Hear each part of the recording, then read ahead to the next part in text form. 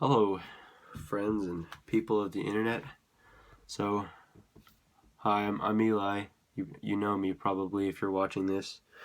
I've been watching my friend Sam Niffin show on YouTube where he talks about politics and stuff, and it got me interested in doing something like that because I like talking a lot and I like politics and I like YouTube.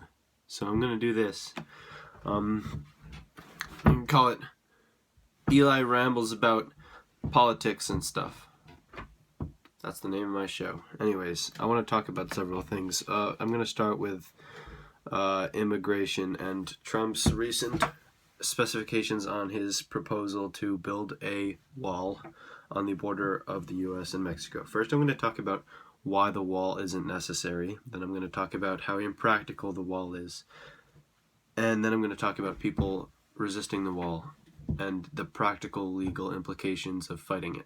Okay, first off, I'm going to be pulling most of these facts from an article by David Brooks called, for the New York Times, called A Little Reality on Immigration from about a year ago during the campaign season. So, first of all, a misconception about immigrants coming to the U.S. The vast majority of immigrants coming to the U.S. are coming from Asia. So if your job is going to get stolen, it's by somebody from China or Malaysia or likely not Mexico. Continuing off of that fact, another thing worth noting, more Mexicans are leaving the U.S. than are entering it, or Mexican Americans are leaving than Mexicans are entering. But people don't mention that much. So your wall would keep people in, or at least make it more difficult for them to leave and complicate the legal process of immigrating back to Mexico. No one talks about that. Next, and this is the most important thing, because the idea that sanctuary cities are violent and immigrants are violent is the cornerstone of building this wall, keeping America safe, enforcing America's laws for safety. Illegal immigrants are around half as likely to commit a violent crime or any crime than natural-born U.S. citizens of the same age by demographic, and that's because they have more to lose. It's a simple concept. An illegal immigrant wants to stay here because they worked hard to come here. They're less likely to screw around with the law because they don't want to get caught and sent back. It's a simple concept, but people don't seem to realize this. And this isn't just like a theory. The Pew Research Center study conducted in 2014 and various other years resoundingly again and again and again confirmed the fact that immigrants, illegal or legal, but illegal even more so, from Mexico, where the target of this study was conducted in Arizona, Texas, and California, I think, are less likely to commit crimes than their natural-born neighbors of the same ages and gender, etc., various qualifications. That's the first thing. The next thing I was going to talk about is the legal ramifications of building this wall. First of all, a huge portion of the U.S., specifically Texas and Mexico border, is the river Rio Grande. So it's hard to build a wall in a river. Now, this seems like a smart-ass comment. You just build it on one side of the river, but that's actually complicated.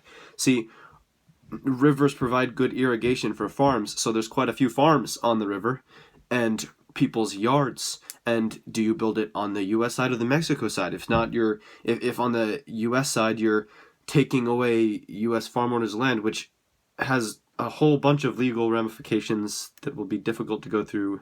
Eminent domain would have to be used, but it would be taking Americans' land to build a wall to protect Americans from people that are less violent than Americans or other Americans. So that's the first issue. You can't build the wall in the river, so you have to build it on U.S. property. The next issue in terms of the legal ramifications of the wall is paying for the wall. And I guess this is more of an economic ramification, not a legal ramification. I'm sorry, but during the campaign process, everyone knows that Donald Trump's sort of signature promise was, we're going to build a wall and Mexico's going to pay for it. He just released the plan to pay for the wall. Newsflash, Mexico's not going to pay for it.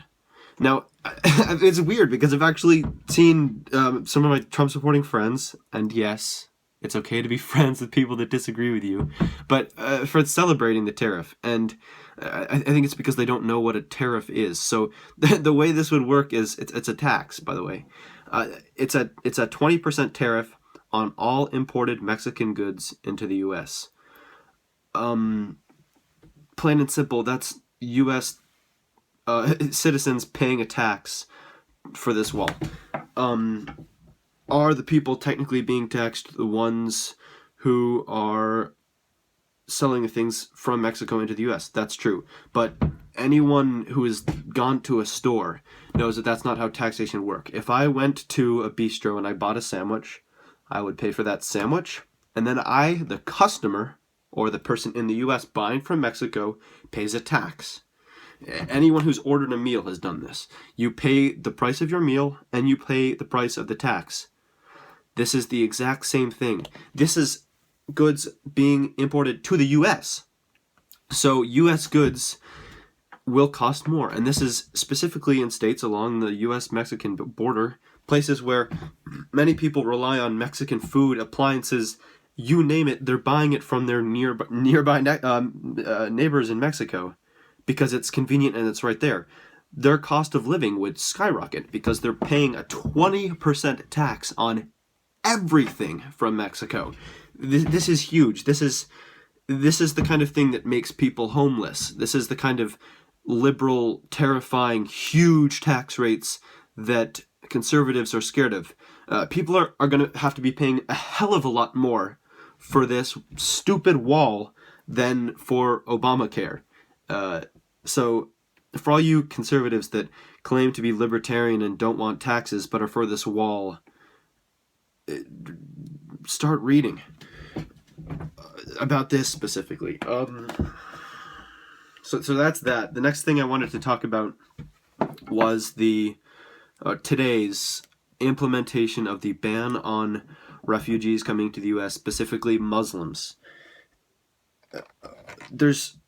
I don't even know where to begin. First of all, we have a constitution, and the First Amendment of that constitution says that Congress shall establish no law regarding, or Congress will pass no law regarding establishment of religion. Now, I know that this is specifically an executive order from Trump, but I'm sorry, anyone in their right mind can say that America should be a place where you have freedom of religion. This is something that conservatives talk about all the time, freedom of religion. Freedom of religion isn't freedom to be Christian any way you want. It's freedom to practice any type of religion you want without hurting other people. Simple as that. And I'm sorry, but the majority of these people are not hurting people, and we already have a stringent and very difficult vetting process to go through. You know, when Syrian refugees were coming into the country, around 2% of them were men. Because just being a man often disqualified you because you were more capable of bringing harm. Already a stringent, extreme vetting process. But now we're just banning them all. I want to give you some examples of what this means. People with H-1B visas, that means they live in the United States. They live here. They own houses here. They work for employers here who need them. And they have kids here who visited their parents in another country, are being barred and detained upon re-entry to the United States. They're home. Are you serious? You know, in the United States, you're more likely to be killed by a Target employee than a Syrian refugee. Come on! This is absurd. I'm going to give you another example. So during the Iraq War, obviously we had local informants. And in Afghanistan, in our various Bush years insurgencies or invasions, locals would side with the U.S. and provide valuable intelligence and assistance that would save the lives of U.S. personnel and make their lives easier. These people, of course, became targets of the Taliban and local insurgencies for helping the U.S., for putting their lives on the line to help U.S. troops. Now, these people are granted refugee status to get into the United States because it's too dangerous to live in their homes because they helped us. They are being locked up upon entry to our country.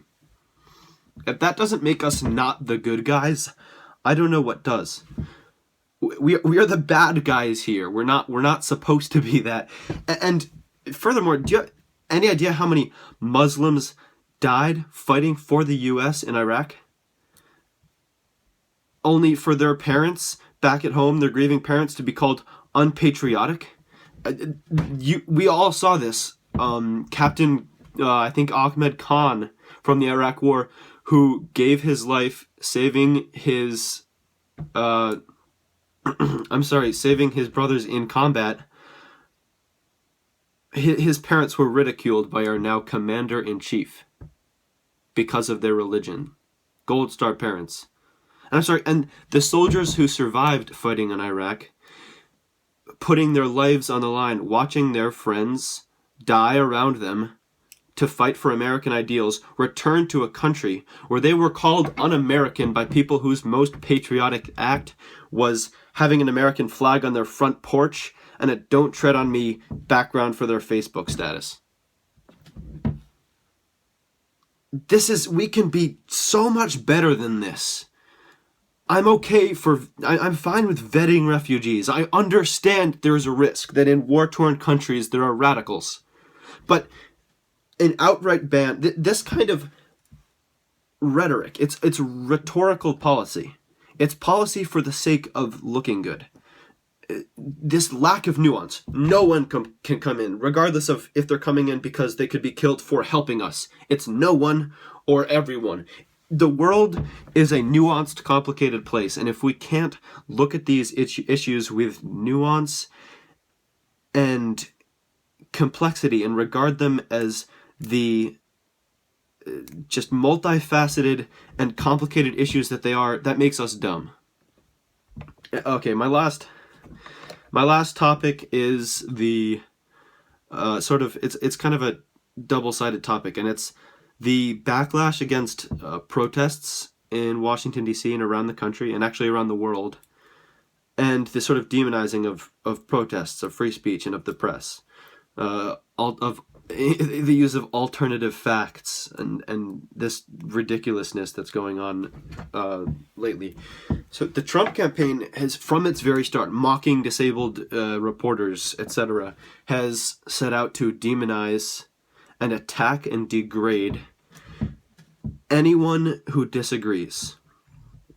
I'm sorry, but Obama didn't call people names when they, in a racist way, called him un-American, claimed that he was born somewhere else.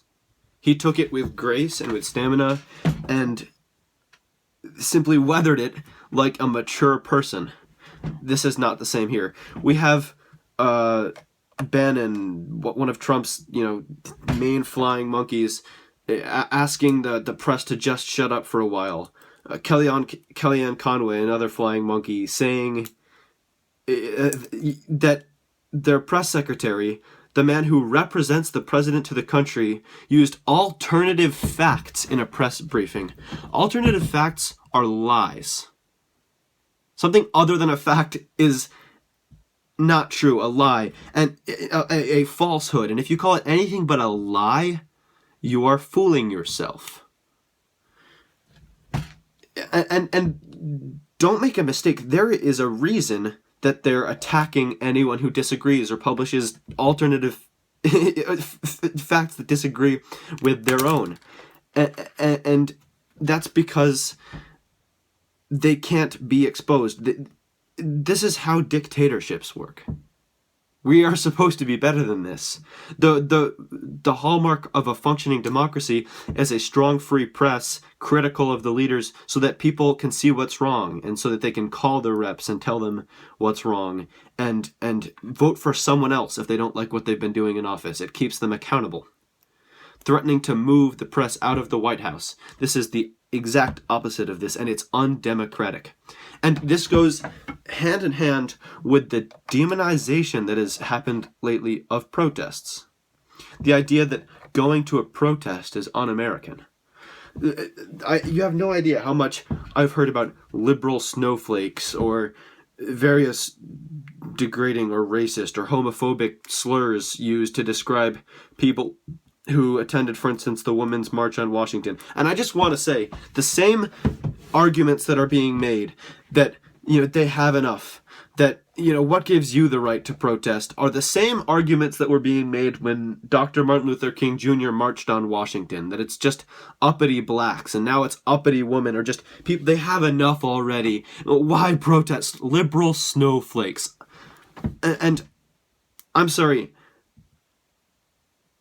driving to Washington, D.C., and marching with millions of people in the single largest act of protest in the history of the United States doesn't make me a liberal snowflake. It makes me American. Plain and simple. And with that, I'm going to end my show because, oh my god, it's been 16 minutes, and I've just been yelling at a camera this entire time. One other thing I wanted to talk about before I ended that I forgot, before I go, that I just wanted to add is there was recently a Life March, significantly smaller than the Women's March, but it was a march largely women marching for the right to life, against abortion. I recognize that, and I respect the right to protest, although I disagree with them. That's how you can be tolerant of other people protesting. Whoa! Hey, if you enjoyed that, or had something you disagreed with, or had a topic you'd like me to talk about in the future, like Trump's cabinet nominees, anything policy position related, or the Electoral College, whatever, make sure to comment in the comment section below, and tell me what you think. I hope you guys will come back and watch if I do more of these. I think it's kind of fun. Thanks. Subscribe today! This is the sound of thousands of people singing it. Oh, he has to go. Trump has got to go. Hey.